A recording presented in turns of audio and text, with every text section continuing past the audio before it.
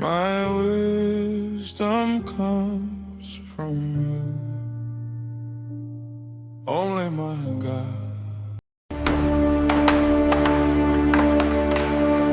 It took Solomon 13 years to complete the construction of his palace. He made a colonnade 50 cubits long and 30 wide, with a portico in front.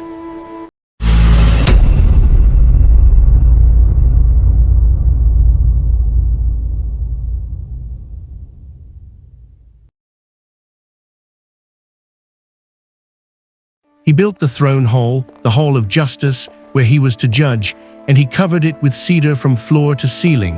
And the palace in which he was to live, set farther back, was similar in design. Solomon also made a palace like this hall for Pharaoh's daughter, whom he had married. All these structures were made of blocks of high-grade stone. The foundations were laid with large stones. Above were high-grade stones and cedar beams. King Solomon sent and brought Huram from Tyre. He was a skilled craftsman in bronze. Huram was filled with wisdom and understanding. He cast 2 bronze pillars, each 18 cubits high. He made 2 capitals of cast bronze. The capitals were in the shape of lilies, and so the work was completed. He made the sea of cast metal, circular in shape, measuring 10 cubits from rim to rim. Below the rim, gourds encircled it. The gourds were cast in 2 rows in one piece.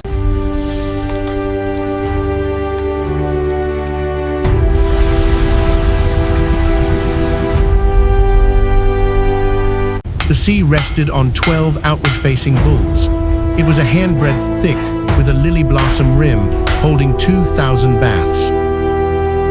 He made 10 movable stands of bronze. They had side panels attached to uprights. On the panels were lions, bulls, and cherubim. The wheels were made like chariot wheels. Axles and hubs were all of cast metal. He made 10 bronze basins, each holding 40 baths. 5 stands on the south side and 5 on the north. He also made the pots, shovels, and sprinkling bowls.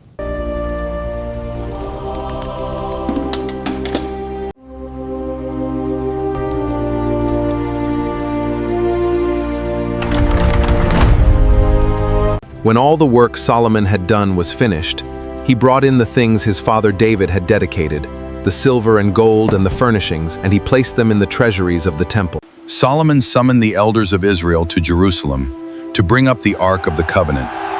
All the Israelites came together to the king at the time of the festival.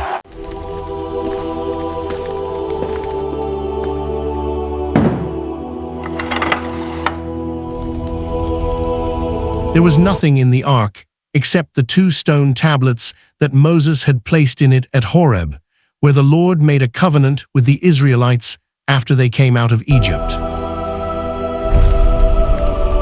And the priests could not perform service because of the cloud, for the glory of the Lord filled his temple. The Lord has said that he would dwell in a dark cloud. I have indeed built a magnificent temple for you, a place for you to dwell forever.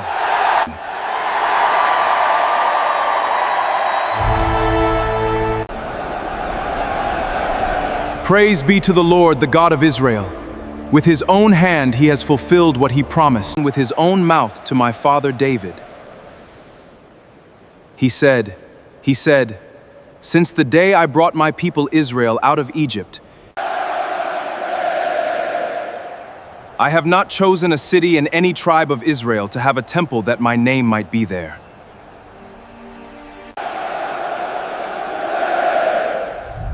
But I have chosen David to rule my people Israel.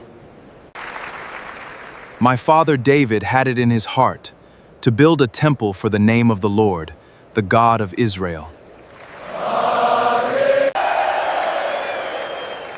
But the Lord said to him, "You did well to have it in your heart to build a temple for my name. Nevertheless, you are not the one to build it. Your son, your own flesh and blood, will build it for my name." The Lord has kept the promise he made. I have succeeded my father David, and now I sit on the throne of Israel, just as the Lord promised. I have built the temple for the name of the Lord, the God of Israel. I have provided a place there for the ark, in which is the covenant of the Lord, which he made with our ancestors when he brought them out of Egypt.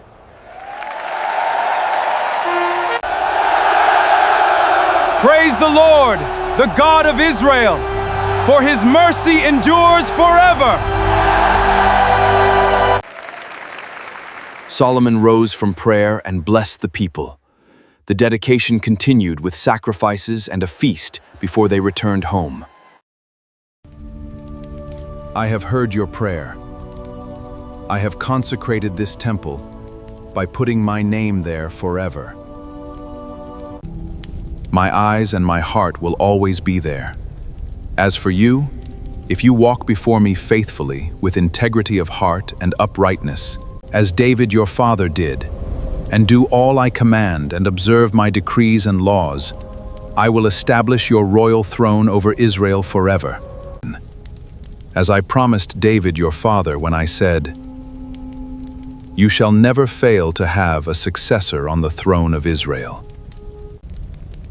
But if you or your descendants turn away from me and do not observe my commands and go off to serve other gods and worship them, then I will cut off Israel from the land I have given them and will reject this temple I have consecrated for my name. This temple will become a heap of rubble. All who pass by will be appalled and will scoff and say, why has the Lord done such a thing to this land and to this temple? People will answer, because they have forsaken the Lord their God, who brought their ancestors out of Egypt, and have embraced other gods, worshiping and serving them. That is why the Lord brought all this disaster on them. Here is the report, my lord. Send word to Huram. The towns are his. Let him see the fruit of our partnership. What kind of towns are these you have given me, my brother? This land is worthless. I will call it the land of Kabul. Huram had sent Solomon 120 talents of gold. 120 talents of gold from Tyre. Huram has been a true friend to Israel. This gold will serve the house of the Lord. Solomon conscripted forced labor to build the temple, his palace, the terraces, the wall of Jerusalem, and the cities of Hazor, Megiddo, and Gezer. Pharaoh had captured and burned Gezer, killing its Canaanite inhabitants. He gave it as a wedding gift to his daughter, Solomon's wife, and Solomon rebuilt it. I built up Lower Beth Horon and Tadmor in the desert, as well as all my store cities and towns for my chariots and horses, throughout all the territory I ruled. The descendants of the Amorites, Hittites, Perizzites, Hivites, and Jebusites were conscripted as forced labor. A remnant of the peoples Israel had not destroyed. Their descendant Solomon conscripted. They served as slave labor. But Israelites were fighting men. They were chief officials. The chief officials in charge of Solomon's projects, 550 officials supervising those who did the work. Pharaoh's daughter moved from the city of David to her new palace.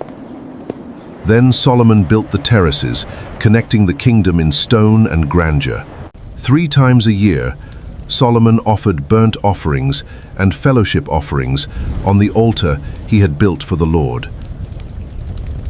Solomon built ships at Ezion Geber, on the shore of the Red Sea. Huram sent sailors, men who knew the sea, to serve in the fleet with Solomon's men. They sailed to Ophir and brought back 420 talents of gold. This they delivered to King Solomon. They delivered 420 talents of gold. From the temple to the sea, the kingdom stands. Let's go.